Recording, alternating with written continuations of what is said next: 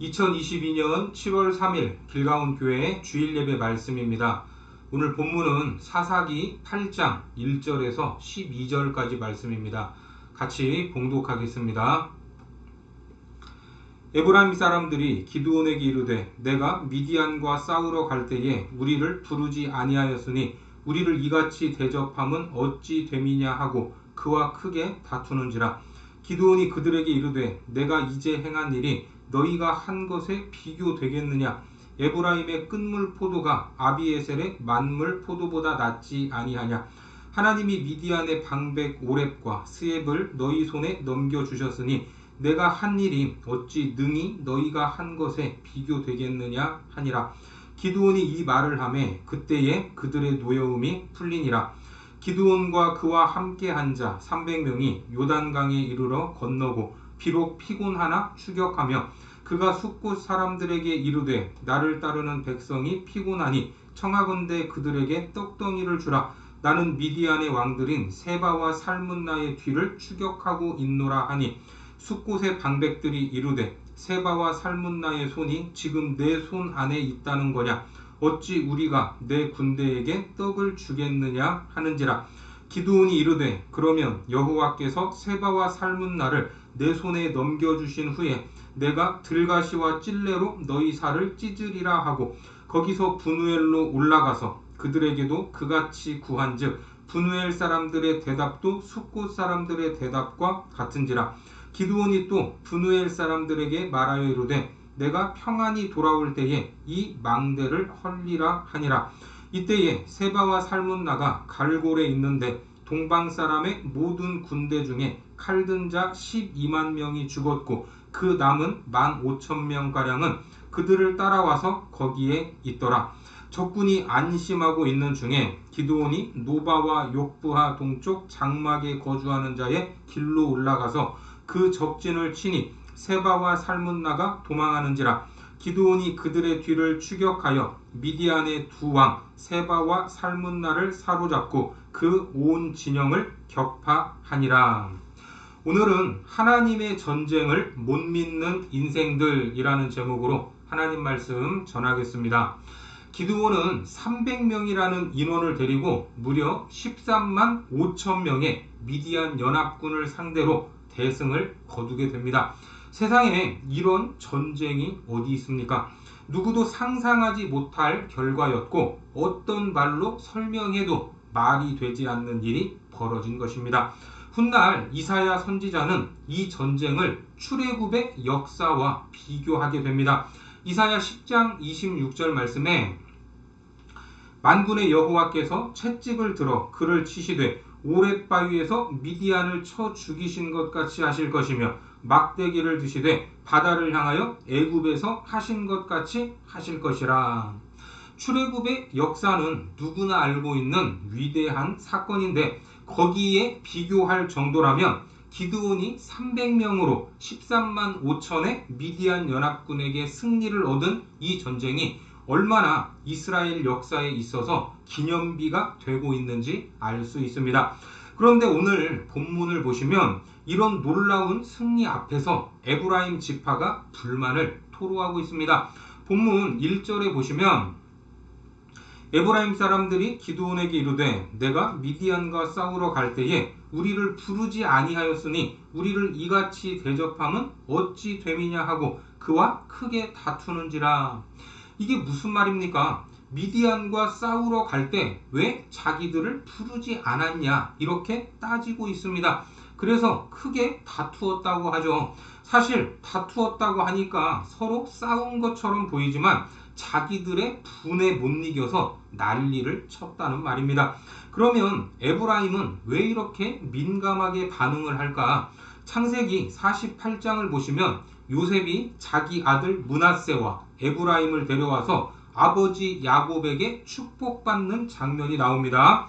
요셉이 아버지의 무릎 사이에서 두 아들을 물러나게 하고 땅에 엎드려 절하고 오른손으로는 에브라임을 이스라엘의 왼손을 향하게 하고 왼손으로는 므낫세를 이스라엘의 오른손을 향하게 하여 이끌어 그에게 가까이 나아가매 이스라엘이 오른손을 펴서 차남 에브라임의 머리에 얹고 왼손을 펴서 므낫세의 머리에 얹으니 므낫세는 장자라도 팔을 엇바꾸어 얹었더라. 이게 무슨 말입니까? 므낫세가 큰 아들이기 때문에 오른손으로 축복을 해야 하는데 야곱은 손을 교차해서 동생인 에브라임의 머리에 오른손을 얹고 축복했습니다. 에브라임에게 더 많은 축복을 한 것입니다. 그래서 에브라임 지파는 2배를 더 받은 지파였고 실제로 제일 센 것이 맞습니다. 그래서 유다 지파와 함께 이스라엘의 양대 지파로서 강한 세력을 가지고 있었던 겁니다. 우리가 잘 아는 여호수아는 에브라임 지파였고 갈렙은 유다 지파입니다. 나중에 나라가 두 동강 날 때에도 유다 지파를 중심으로 남유다 그리고 에브라임 지파를 중심으로 북이스라엘이 되었습니다. 그러니까 이스라엘에게 무슨 문제가 생기면 누가 나서야 합니까? 에브라임과 유다가 나서야 하는 겁니다. 가나안 정복을 할 때에도 북쪽은 에브라임 지파가 맡았고 남쪽은 유다 지파가 맡았습니다. 그러니까 지금 미디안과의 전쟁에서도 가장 선봉에 서야 할 지파, 그것이 바로 에브라임 지파였던 겁니다. 자기들에게 그런 책임이 있다는 것을 알고 있었습니다. 그러면 지금까지 뭐 했습니까? 미디안에게 그렇게 고통을 받고 있었는데 어디에 있었습니까? 하나님이 지극히 작은 베냐민 지파 출신의 기드온을 세우기까지 뭐 하다가 13만 5천 명의 미디안 연합군을 몰아내니까 그제서야 왜 우리를 안 불렀냐 이렇게 말하면 이게 앞뒤가 맞는 말입니까? 자기들이 잘했다면 기드온이 나설 필요도 없었을 것입니다. 그리고 기드온이 전쟁을 해야 되니까 모이라고 했을 때 나팔도 불지 않았습니까? 그 나팔 소리를 듣지 못했다는 말입니까? 다 알면서도 미디안의 군대가 무서우니까 나오지 않았던 것입니다. 하지만 에브라임이 이렇게 난리를 치는데도 기드온은 그들을 오히려 띄워줍니다. 에브라임이 적장 2명의 목을 베어온 것을 높게 평가하고 칭찬해 주는 것입니다. 본문 2절 말씀해 보시면 기드온이 그들에게 이르되 내가 이제 행한 일이 너희가 한 것에 비교되겠느냐? 에브라임의 끝물 포도가 아비에셀의 만물 포도보다 낫지 아니하냐? 끝물 포도와 만물 포도를 비유하면서 이야기하고 있습니다. 끝물 포도가 좋겠습니까? 만물 포도가 좋겠습니까? 당연히 정식으로 수확하는 만물 포도가 좋습니다. 끝물은 이삭줍기라는 단어로 남은 것, 찌꺼기를 줍는 것입니다. 정식으로 수확하는 것과 떨어진 것을 줍는 것은 비교할 수 없는 일입니다. 그런데 에브라임의 끝물 포도가 아비에셀의 만물 포도보다 낫다고 합니다. 너희들이 적장 오렙과 스엡을 잡았는데 뭐가 부족하냐? 우리가 한 일보다 에브라임 너희들이 한 일이 훨씬 더 잘한 일이라고 추켜 세워줍니다. 3절을 보겠습니다.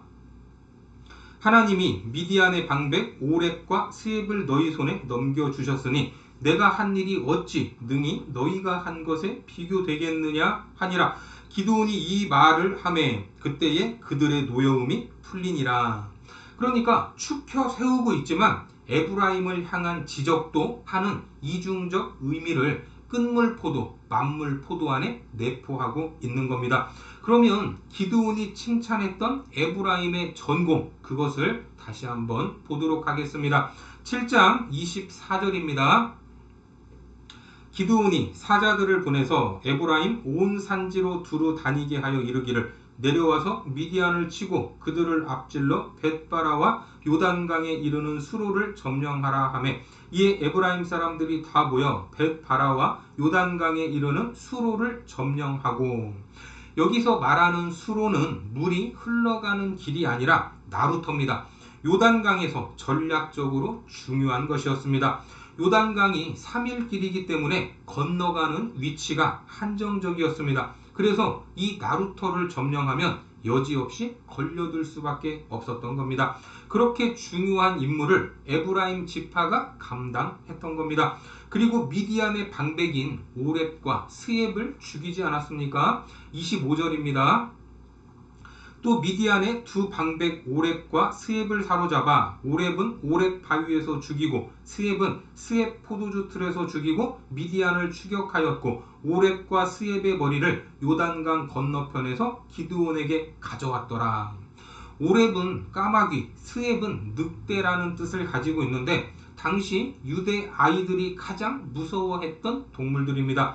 지금은 아니지만 우리나라도 예전에 아이들이 말을 듣지 않거나 떼를 쓰면 호랑이가 잡아간다 이렇게 말하면서 겁을 주지 않았습니까? 그렇게 이스라엘에게 두렵고 공포스러웠던 존재가 죽은 것입니다. 오렙은 바위에서 죽었고 스엡은 포도주 틀에서 죽게 됩니다. 하나님은 적들이 죽는 것으로도 디테일하게 보여주시는 것들이 있습니다. 하나님께서 기드온을 이스라엘의 구원자로 부르셨다라는 사실을 어떻게 보여주셨죠? 바위에서 불이 나오는 것으로 보여주셨습니다. 자, 그 현장을 보겠습니다. 사사기 6장 21절입니다. 여호와의 사자가 손에 잡은 지팡이 끝을 내밀어 고기와 무교병에 대니 불이 바위 위에서 나와 고기와 무교병을 살랐고 여호와의 사자는 떠나서 보이지 아니한지라. 불은 심판을 상징을 하는데 바로 그 바위 위에서 죽은 것입니다. 이미 기드온에게 보여주셨던 것이죠. 그리고 스엡은 포도주 틀에서 죽었는데 포도주 틀은 기드온이 소명을 받았을 때 거기에서 타작을 하고 있던 곳입니다. 사사기 6장 11절입니다. 여호와의 사자가 아비에셀 사람 요아스에게 속한 오브라에 이르러 상수리 나무 아래 앉으니라. 마침 요아스의 아들 기드온이 미디안 사람에게 알리지 아니하려 하여 밀을 포도주 틀에서 타작하더니, 여기서 적장의 머리가 잘렸던 겁니다. 그러니까 하나님의 계획은 참으로 놀랍습니다. 승리도 당연히 이길 수 있을 것 같은 승리는 별로 재미가 없죠. 하지만 전혀 이길 수 없는 것에서 이기면 그 승리는 참으로 짜릿하지 않습니까? 그런 놀라운 승리를 안겨주셨던 겁니다. 그러니까 이런 놀라운 승리의 도구로 에브라임 지파가 사용되었다면서 칭찬을 하니까 좋다고 하면서 그들의 노여움이 풀렸다고 말합니다. 하지만 에브라임은 처음부터 싸울 마음이 없었습니다. 나중에 이런 패턴이 또 한 번 반복되는 장면이 나오는데 사사기 12장 1절에 보시면 에브라임 사람들이 모여 북쪽으로 가서 입다에게 이르되 내가 암몬 자손과 싸우러 건너갈 때에 어찌하여 우리를 불러 너와 함께 가게 하지 아니하였느냐? 우리가 반드시 너와 내 집을 불사르리라 하니. 어떻습니까? 입다가 사살을 할 때에도 똑같은 말을 반복하고 있습니다. 오늘 기드온은 그냥 달래면서 넘어갔지만 입다는 에브라임을 가만두지 않았습니다. 아무튼 이렇게 전쟁이 끝나는 것처럼 보였지만 기드온은 여기서 멈추지 않고 300명으로 도망간 미디안 군대를 추격하기 시작합니다. 본문으로 가셔서 4절을 보겠습니다. 기드온과 그와 함께한 자 300명이 요단강에 이르러 건너고 비록 피곤하나 추격하며. 놀랍습니다. 기드온과 함께한 300명 중에 한 사람도 죽지 않았던 것입니다. 하지만 그들도 사람이기 때문에 밤부터 전투를 이어와서 피곤할 수밖에 없었던 겁니다. 피곤하다, 이것은 목이 마르고 배가 고파서 힘이 없고 지친 상태죠. 그래서 숲곳 사람들에게 좀 도와달라고 청을 합니다. 5절에 보니까 그가 숲곳 사람들에게 이르되 나를 따르는 백성이 피곤하니 청하건대 그들에게 떡덩이를 주라. 나는 미디안의 왕들인 세바와 살문나의 뒤를 추격하고 있노라 하니. 숲곳은 갓 지파가 머물던 지역인데 그들은 직접적인 전쟁을 하지 않았기 때문에 기드온과 300명의 군사들처럼 피곤할 일은 없었을 겁니다. 그러면 전쟁하다가 지치고 배고픈 형제들을 당연히 도와줘야 할 것 같은데 그들의 반응은 냉랭합니다. 6절에 보니까 숲곳의 방백들이 이르되 세바와 살문나의 손이 지금 내 손안에 있다는 거냐? 어찌 우리가 내 군대에게 떡을 주겠느냐 하는지라. 이게 무슨 말입니까? 지금 니들이 완전히 이겼다고 생각한다는 거냐? 세바와 살문나가 여전히 살아있고 미디안의 남은 군사도 적지 않다는 말입니다. 세바와 살문나는 에브라임 지파가 죽였던 오렙과 스앱보다 더 높은 지위에 있던 미디안의 왕이었습니다. 이 사람들은 왜 이렇게 그러면 반응을 했을까? 나름 어려움이 있었는데 이유가 있었습니다. 바로 미디안과 경계를 맞대고 있었기 때문에 미디안 군대가 상시로 출몰하는 지역이었습니다. 그리고 이스라엘을 약탈할 때 반드시 거쳐가는 지역이기도 했습니다. 그러니까 아직 완전히 괴멸되지 않은 미디안 군대가 두려울 수밖에 없었던 것이죠. 괜히 돕는다고 나섰다가 나중에 보복을 당할 우려가 있었기 때문입니다. 그래서 계산기를 두드릴 수밖에 없었고 정치적인 판단으로 결정해 버릴 수밖에 없었던 겁니다. 사실 숫곳은 역사적으로 굉장히 의미가 있는 장소입니다.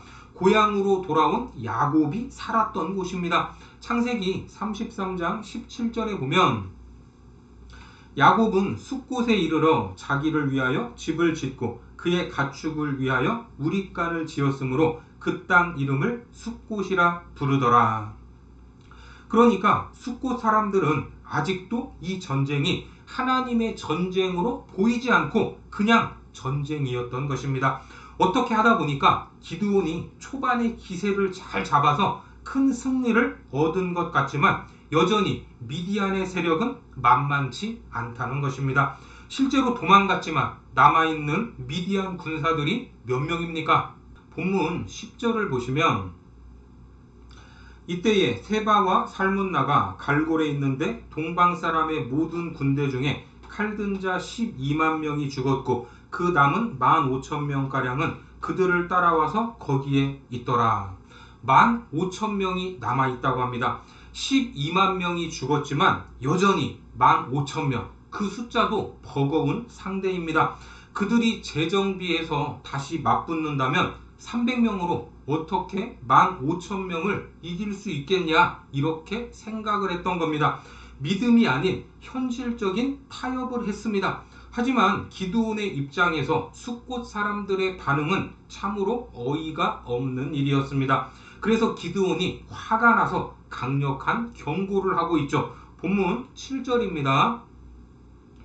기드온이 이르되 그러면 여호와께서 세바와 살문나를 내 손에 넘겨주신 후에 내가 들가시와 찔레로 너희 살을 찢으리라 하고, 동족들에게 협박하고 있습니다. 참으로 살벌한 말이죠. 들가시와 찔레로 너희 살을 찢으리라.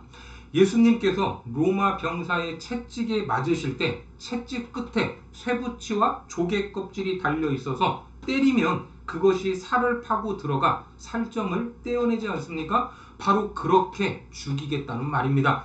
그리고 브누엘로 가게 되는데, 브누엘, 여기는 하나님의 얼굴이라는 뜻으로 이 사람들도 기드온의 요구를 들어주지 않았습니다. 본문 8절입니다. 거기서 브누엘로 올라가서 그들에게도 그같이 구한즉 브누엘 사람들의 대답도 숫곳 사람들의 대답과 같은지라.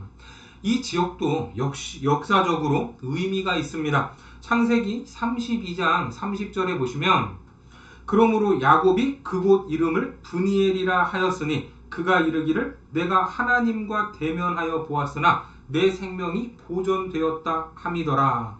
여기 브니엘이 바로 브누엘입니다. 야곱이 천사와 씨름을 해서 이겼던 장소입니다. 그러니까 이 사람들은 하나님의 얼굴을 보면서 이 전쟁이 하나님의 전쟁이라는 것을 알아야 했는데 그러지 않았습니다. 하나님의 얼굴을 보는 것이 아니라 땅의 것만 바라보고 있는 것입니다. 참으로 안타까운 일입니다. 그래서 기드온이 이 땅을 향해서도 복수를 선언하고 있습니다. 9절 말씀입니다. 기드온이 또 브누엘 사람들에게 말하여 이르되 내가 평안히 돌아올 때에 이 망대를 헐리라 하니라. 내가 평안히 돌아올 때, 평안, 이것은 샬롬이죠. 여호와 샬롬은 앞서 기드온이 쌓았던 제단의 이름입니다. 사사기 6장 24절에 기드온이 여호와를 위하여 거기서 제단을 쌓고 그것을 여호와 샬롬이라 하였더라. 이 평강은 하나님의 선물인데 내가 평안히 돌아올 때 너희 망대를 헐어버린다. 망대, 이것은 적들의 침입을 감시하는 경계초소죠. 그런데 하나님이 나에게 평강을 주시면 너희의 샬롬, 평강이 사라질 것이라는 무시무시한 말입니다. 그렇게 기드온은 지파들의 도움을 받지 못한 채 미디안을 추격했고 따라잡았습니다. 그런데 도망갔던 미디안의 모습은 또 어떻게 나오고 있습니까? 본문 11절에 보시면 적군이 안심하고 있는 중에 기드온이 노바와 욥부와 동쪽 장막에 거주하는 자의 길로 올라가서, 적군이 어떻게 하고 있다고요? 안심하고 있다고 합니다. 여러분, 지금 이들이 안심하고 있을 상황입니까? 무려 12만 명의 병력을 잃었습니다. 그런데 안심하고 있다고 합니다.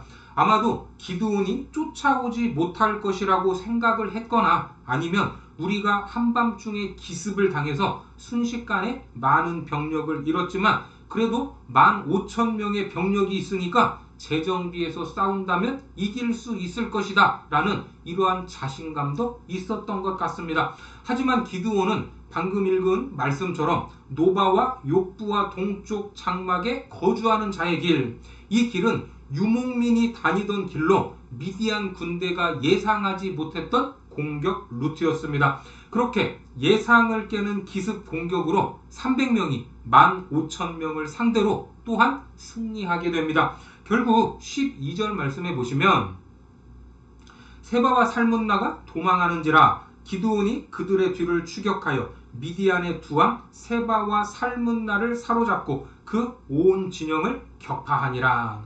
세바와 살문나를 사로잡게 되고 온 진영을 격파해 버렸습니다. 오늘 하나님의 전쟁이 진행되는 중에도 여전히 이 전쟁이 하나님의 전쟁이라는 사실을 모르는 안타까운 일들이 일어나고 있었습니다. 다 이겨 놓으니까 마치 우리는 처음부터 할 수 있었는데 왜 안 불렀냐 하며 화를 냈던 에브라임, 하나님의 전쟁인 줄 모르고 있었습니다. 또한 숫곳 사람들과 브누엘 사람들도 마찬가지로 13만 5천 명을 상대로 놀라운 승리를 거둔 기드온과 300명을 선대하지 않았습니다. 피곤한 그들을 도와야 했지만 현실적인 이유 앞에서 타협했고 하나님의 전쟁에 동참하지 않았던 겁니다. 하나님의 얼굴을 구한 것이 아니라 이 땅의 것에만 몰두하고 있었던 것입니다. 그리고 미디안도 마찬가지입니다. 도무지 질 수 없는 전쟁에서 패했음에도 불구하고 그것을 인정하지 못했습니다. 다시 붙으면 이길 수 있을 것이라는 근거 없는 자신감 때문에 안심하고 있었기 때문입니다. 이 사람들이 어떤 사람들입니까? 하나님의 전쟁을 눈앞에서 보여줘도, 하나님의 위대한 역사와 능력을 그 앞에 펼쳐 보이셔도 믿지 않는 사람들입니다. 왜요? 참여하지 않고 명분만 얻으려 하기 때문입니다. 현실적인 문제로 핑계 대기 때문입니다. 하나님이 아닌 이 땅의 것을 추구하기 때문입니다. 여전히 남아있는 자기의 힘, 자기의 능력을 의지하고 있기 때문입니다. 세상 사람들도 세상을 살아가는 자기들의 인생을 말할 때 전쟁터에 비유하고 있습니다. 그러면 우리가 살아가는 믿음의 삶은 어떻습니까? 세상살이도 전쟁터다라는 말이 맞지만 우리의 삶 자체가 끊임없는 영적 전쟁의 연속입니다. 하나님이 싸우시는 영적 전쟁의 현장이 있다는 것입니다. 그것을 우리에게 보여주시면 우리는 기꺼이 그 전쟁에 동참해야 하고 우리가 할 수 있는 것들을 마땅히 감당해야 하는 것입니다. 그런데 이런저런 핑계를 대면서 동참하지 않습니다. 그저 내 안위, 내 형편, 내 할 일만 중요하게 여기는 것입니다. 하지만 예수님께서는 뭐라고 말씀하셨습니까? 마태복음 8장 21절과 22절에 보면 제자 중에 또 한 사람이 이르되 주여 내가 먼저 가서 내 아버지를 장사하게 허락하옵소서. 예수께서 이르시되 죽은 자들이 그들의 죽은 자들을 장사하게 하고 너는 나를 따르라 하시니라. 오늘 우리는 결단해야 합니다. 주님이 나를 부르실 때, 나를 따르라고 하실 때 바로 그때 동참해야 하는 것입니다. 이 결단과 믿음으로 하나님의 전쟁에서 마땅히 내가 감당해야 할 것들, 그것들을 감당하는 거룩한 자녀들이 되시기를 주님의 이름으로 축원합니다. 기도하겠습니다. 하나님, 세상은 자기들의 인생을 전쟁터와 같다고 말합니다. 마찬가지로 성도로 살아가는 우리의 삶도 영적 전쟁터임을 믿습니다. 끊임없는 그 전쟁의 현장에서 주님이 부르실 때, 나를 따르라고 하실 때 머뭇거리지 않기를 원합니다. 입으로만 하지 않고 현실의 문제 앞에서 타협하지 않으며 이 땅의 것에 눈 돌리지 않게 하여 주옵소서. 그리하여 하나님의 전쟁에서 마땅히 감당해야 할 것을 감당하고 하나님이 주시는 승리와 평강 가운데 거하게 하여 주옵소서. 예수님의 이름으로 기도드립니다. 아멘.